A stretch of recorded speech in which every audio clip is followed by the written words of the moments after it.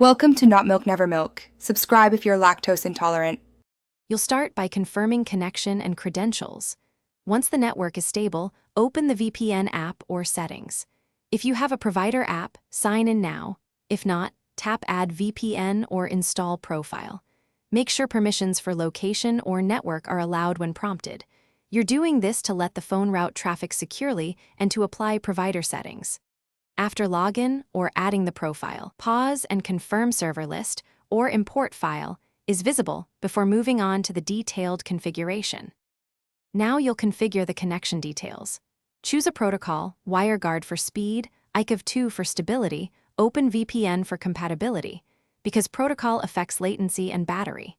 Import a OFPN file or scan the QR for WireGuard, then set DNS servers and enable a kill switch so apps stop if VPN drops. Adjust routing or split tunnel options if you only want certain apps routed. Make sure the VPN app can run in background and has auto start or battery exclusion so the tunnel stays active when the screen locks.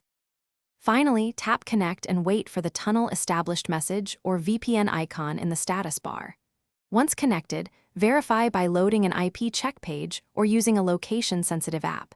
Make sure your traffic shows the VPN server IP. Configure Auto Reconnect and set Trusted Network so it starts automatically. If something fails, try switching protocols, rebooting the phone, or reinstalling the app. One key tip: if DNS leaks occur, change DNS in app to a trusted resolver and recheck immediately to confirm protection. Thanks for watching. If this was helpful, leave a like and consider subscribing. See you next time.